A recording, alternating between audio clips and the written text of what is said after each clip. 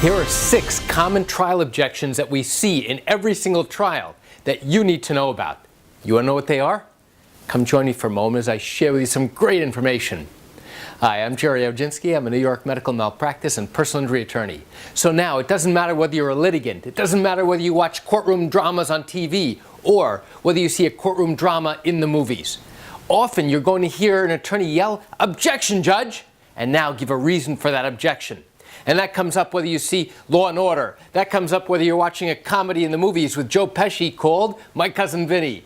That comes up where you see Tom Cruise in A Few Good Men cross-examining the key witness, Jack Nicholson. You're going to find in every single trial, not just in the movies, not just on TV, but in real-life courtrooms, attorneys actually jump up out of their chair and yell out, "Objection, Judge!" over and over and over again. And in today's video, I want to share with you 6 different objections, 6 common objections that we frequently see. So let's talk about the very first one. The first one is, "Objection, that's irrelevant."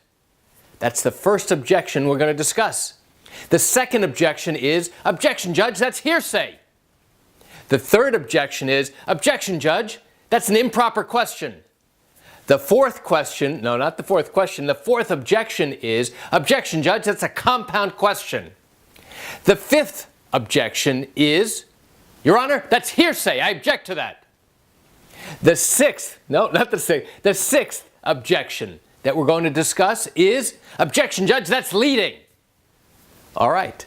So you may think you know what these objections really are and why an attorney makes these objections, but in today's video, I'm going to tell you exactly why these objections are made and why it's important for you to understand as you're watching a courtroom drama on TV or in the movies, or you're watching a real-life case in court, or you happen to be the litigant and now are sitting in the back of the courtroom watching these proceedings unfold. So let's talk about the very first one that I mentioned. The first one is, "Objection, Judge, irrelevant." Why does an attorney make an objection? There's a key reason. It's to alert the judge that there's a problem. It might be a problem with the question. It might be a problem with the answer. It might be a problem with the evidence. He has to let the judge know, "Judge, excuse me, hello, there's a problem here." And now the judge has to understand what the attorney is saying is the problem, and then he's got to make an immediate ruling about whether he agrees with the lawyer who is objecting or whether he doesn't. So now, what happens though if an attorney does not object when he really should object? I'll tell you what happens. He puts his client's case in jeopardy. And here's what I mean. So let's say a series of questions are coming up and now he objects to a piece of evidence coming in for the jury to evaluate. And he ignores it. He forgets. He doesn't realize that this is so important and he should be objecting to it. And now it comes into evidence. And he winds up losing the trial on behalf of his client. And now his client wants to appeal the case. Well, when he brings that case up on appeal to the higher court, known as the appellate court, at least in New York, it's called the appellate division. The appellate court has only one thing to look at when evaluating whether or not something was done correctly or not. They look at the trial transcript. They look to see what was the issue that the attorney should have been paying attention to. What was the legal issue that he's raising now on appeal? And now they look to see whether the attorney notified the judge and said, "Hey, judge, hello, wake up. There's a problem here." And if the attorney did not do anything, if he didn't stand up and make an objection and say, "Judge, I need you to pay attention. There's something going on here, something wrong." If the attorney didn't do that when he should have, now the higher court, the appellate court, is going to turn around and say, "Hey, you, trial attorney, you screwed up." They're not going to say it in those words, but they're going to turn around and say, "Listen, you didn't bring up that issue at the trial. Therefore, you have now waived your right to appeal that particular issue." And that could be devastating for any appeal. So that's why you will find that attorneys often and frequently will go ahead and jump up out of their seat as if somebody's pushing an ejection button that prompts them to jump up and yell out, "Objection, Judge!" And now they have to give a legal reason why. So the first objection that we're covering today is objection, irrelevant. Now, let's say, for example, you bring a lawsuit suing your doctor, right? You claim that he violated the basic standards of medical care and as a result caused you significant harm and injury. And the defense totally disagrees with you and your claim. Well, that means that 2 years down the road, you're going to get to trial. So let's say that now you, the injured victim, are on the witness stand testifying, right? And now the defense lawyer representing the doctor whom you have sued is now cross-examining you. And the issues in this case are, you believe, clear-cut. The doctor didn't treat you appropriately, and now you suffered significant harm and injury. So now, the defense lawyer goes ahead and on cross-examination asks you this question. Hey, Mr. Jones, isn't it true that you beat your wife each and every night? What? What? What kind of question is that? Objection, Judge, that's irrelevant. It's irrelevant whether he does or he doesn't. It's got nothing to do with the claims that are being made in this case. It's got nothing to do with the defenses that are being made in this case.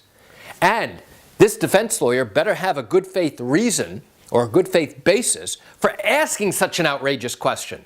Because if he doesn't, now he's trying to, what's the right word? He's trying to inflame the jury. He wants to get them inflamed and get them off track. Show them a red herring, show them something unrelated so that now they lose focus. That's the goal of the defense attorney cross-examining you, the injured patient, right? So in that instance, now I have to jump up and say, objection, Judge, that's irrelevant. That's a wildly improper question, and counsel knows better than that, right? So now the judge has to make a snap decision about whether I am right or whether the defense attorney can go ahead and ask that question.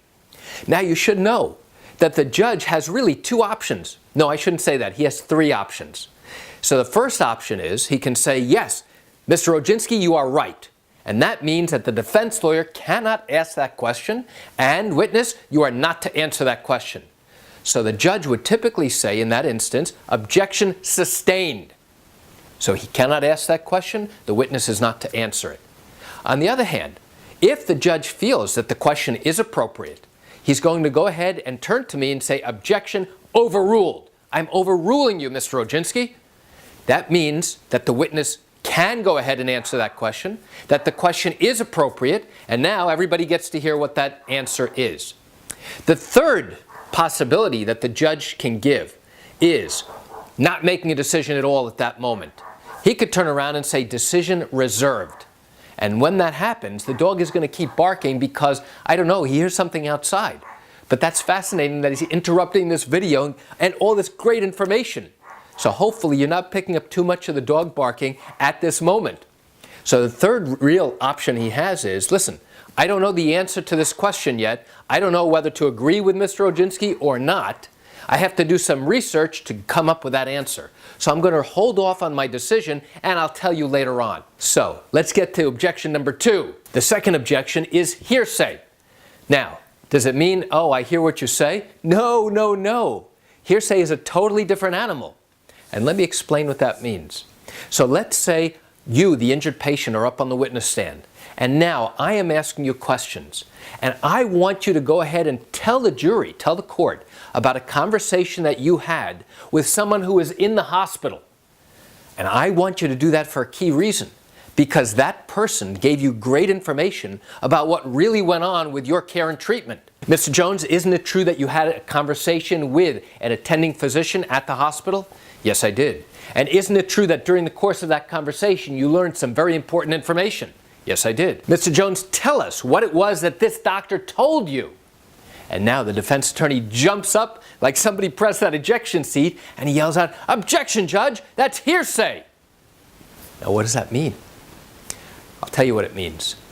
That doctor, that person who's not part of this lawsuit, had a conversation with you, the injured patient.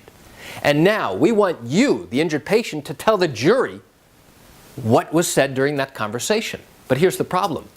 How does the jury know? How does the defense lawyer know? How does the judge know whether what you are saying on the witness stand is in fact the truth about that conversation? You are the one telling the jury about, or about to tell the jury about that conversation, right? But that other person, that doctor whom you had that conversation with, and you want to tell the jury what he said, well, guess what? He's not part of your lawsuit. He's a separate doctor, not affiliated with the hospital. He just has admitting privileges, but he knows the details of what happened to you. And now it's very damaging to the hospital. But he's not in court to go ahead and testify. We don't plan on calling him to testify. The defense doesn't really know about what he's going to say. nobody involved in this lawsuit has any idea what it is that he's going to say. Meaning, it's just one person's word about what this guy actually said. So, when the defense attorney says, "Objection, Judge, that's hearsay," he's absolutely correct. Unless, of course, one of the attorneys is going to go ahead and call this doctor in to corroborate what it is that you're saying. But if he's not going to do that, then the judge correctly will turn around and say, "Objection sustained. You cannot tell us what it was that you and the doctor talked about." That's very important. So that's objection number 2. Now, objection number 3 is what? Let's go back to my handy-dandy notebook where I have my objections written down. Here we go. You will find that even the best trial attorneys in New York sometimes get their words jumbled. And that happens because we're trying to think about the next question while listening to the witness give an answer.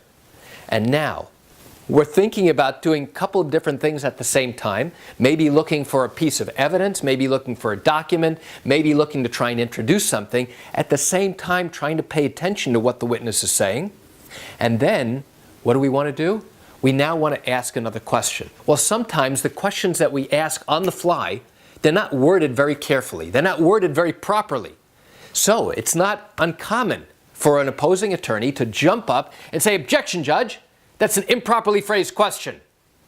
Well, if that's the case, then you will find that the best trial attorneys turn around and say, "You know what? Okay, I'll ask it a different way." And if he gets another objection, he'll turn it around a different way and a different way. You'll find that the best trial lawyers are able to ask the same question, not 5 times, not 10, 15, 20 different ways. Why? Because we still need the information. The jury still needs to know the information. You will find also that young novice attorneys sometimes get so fixated on the way that they phrase their question, they start arguing with us. Especially this happens during pretrial testimony, during a deposition. And now they'll ask my client a question, and now I'll say, "Hey, counselor, that question is not phrased properly. Could you rephrase it?" And the young, inexperienced attorneys turn around and say, "Hey, what's wrong with my question? I don't have to change my question up. You have an obligation to answer my question." And you know what I say? That's total bull. You want the answer? No problem. He's going to give you the answer. Just ask it properly. If you ask it the correct way, you'll get an answer. But some of these attorneys are so focused on phrasing the way that they have it because while they were preparing, they wrote it down in the exact phrasing, the exact wording that they wanted to. And they want an answer to the exact wording. Well, that's not always possible. And they're not creative enough to turn around and say, "Hey, you know what? Maybe I can ask it a different way." So, that's objection number 3. What is now objection number 4? Well, objection number 4 is, "Objection, Judge, that's a compound question." Now, what's a compound question? A compound question is where an attorney asks 2 questions contained within one. And now, when a witness gives an answer, you don't know whether it's for the first part of the question or the second part. So let me give you an example. Let's say this is a car accident case, right? And now the defense attorney is asking you, a passenger in the car that was hit, about this incident. And he says, "Isn't it true that you were speeding at the time you were texting?" Objection, Judge. That's a compound question. If you give an answer and you say yes, is it an answer to yes, you were speeding, or yes, you were texting, or to both, or to neither? The problem is we don't know which the answer is to. So therefore, we make the objection, and it's really a form objection, an objection to the way that the question is phrased, similar to the one that I just talked about, objection number 3. But this is more focused. Here now we're pointing out exactly what the issue is. The issue is you've now asked 2 questions in one. Why not break it up? Well, a really good attorney, an experienced attorney, will turn around and say, "Hey, Mr. Jones, isn't it true that you were speeding at this time?" Yes or no? No, I wasn't. Isn't it true that you were texting at this time? Yes or no? No, I wasn't. Okay, so now we know the answer to each specific question. One question, one answer. Also, you should know that if the attorney has to appeal the case, now remember, the appellate court looks at the trial transcript, and what do they see? They see a compound question that says, "Were you speeding at the time you were texting?" Yes or no? If he says yes, the appellate court, the higher court, won't know to which he's answering yes to. And that creates confusion and a problem. So the attorney has to be very careful in the way that he asks his question. All right, so now let's get to objection number 5. This is a good one. And for this, I need a prop. Here, I'm going to bring out my mini bat. You know, the ones that you get as giveaways, free giveaways when you go to a baseball game sometimes? So now we're talking about badgering the witness. What does that mean? It means that we keep going after the witness over and over and over again, and metaphorically bashing him over the head. And I'm just using this as a prop, not to show you literally that this is what we take into court, and if they don't agree with us, or they disagree with us, or they're fighting with us at trial, do we take this and start hitting them over the head? No, no, no. It's a metaphor, okay? So this doesn't really happen, but I'm just using it for illustration purposes. So what does it mean when an attorney is badgering the witness? So let's say, for example, I am now cross-examining a medical doctor whom you have sued. It's a medical malpractice case. And now I ask him a series of questions about your medical records, the records that he has maintained in his office. Doctor, isn't it true that you have to keep accurate records for this patient? Well, I don't know about the word accurate. We do have to keep records. Doctor, isn't it true you have to keep thorough records? Well, I don't know about the word thorough. I wouldn't use thorough. We have to keep important records. Now, what the witness is doing is he's arguing with me about specific words. He's trying to play word games with me. And there's a key reason why he's doing that. He wants to show, number one, that he's smarter than I am. Number two, he doesn't want to answer my question directly. So now he's getting me angry. He's getting me frustrated. And in response, I'm now drilling down further. And I'm asking him over again, repetitive questions. And now, when he's still refusing to answer my question, now I start asking harder questions and harder questions, over and over. Why? Because I want the jury to see what kind of guy this is. I want the jury to recognize that this guy's being a pain in the ass. All he has to do is say, yes, it's important to keep accurate, thorough, and detailed records. That's all I want. Every doctor has to agree to that. But because he's playing games, because he's being so obnoxious, because he's being nasty, thinking that he's smarter than I am, for all we know he may be, but the point is, he wants to show the jury that, and he wants to show that he can parry with me. Well, guess what? I'm now going to pound him over and over and over again. And that will prompt the defense attorney to jump up out of his seat, again, push that ejection button, boing, they go springing up. Judge, he's badgering my witness, I object. And you know what? Sometimes that's true. Sometimes we reach that level now where we're fighting or arguing with the witness, and it seems as if we're going after them aggressively. And the judge may be well within his right to turn around and say, hey, Mr. Oginski, objection sustained, stop it, move on. Now, there is a drawback.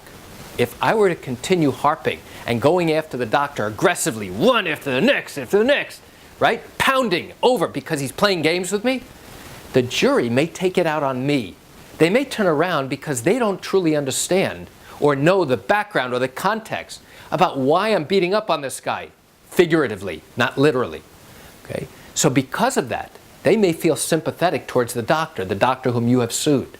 And so even though I'm trying to get an answer to my question and the doctor's playing word games, if I go ahead and bully the guy and beat him into submission and continue to harass him over and over again with hard-hitting questions that repetitively ask the same thing, the jury may justifiably think that I am harassing the doctor and take pity on him, and now this strategy is going to backfire on me.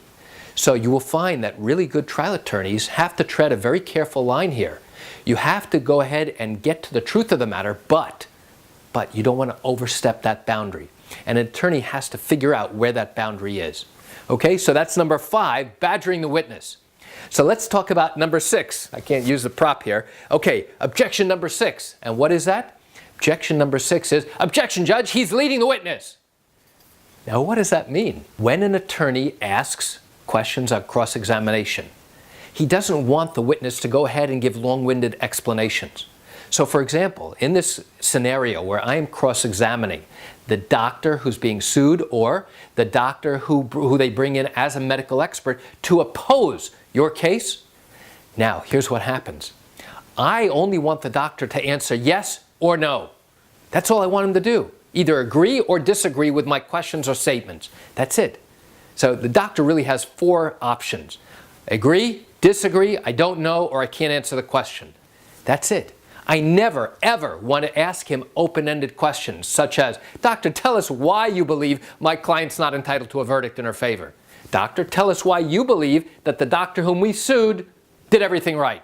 No, no, no.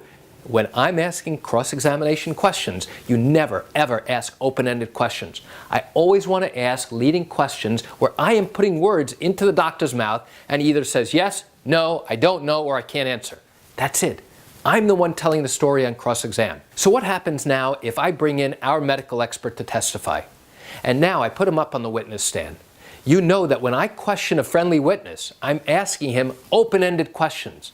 That's known as direct examination. And the goal here is to get my witness, my expert, to talk and explain to the jury.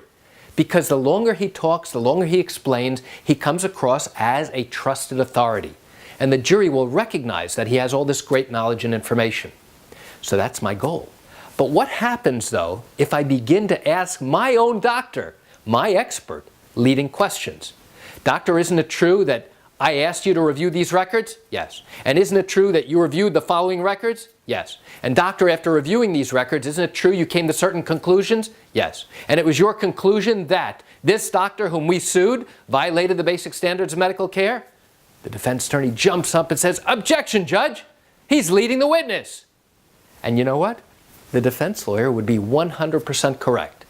And the judge would be well within his right to turn around and say, "Mr. Oginski, that objection is sustained.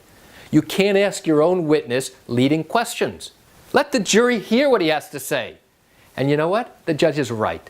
The judge is absolutely right. However, you need to know one thing. When it comes to medical experts, it's allowed, it's permissible for me to ask a few introductory questions by leading the witness. And that's okay. Just to get him to the point where, "Doctor, tell us about your credentials."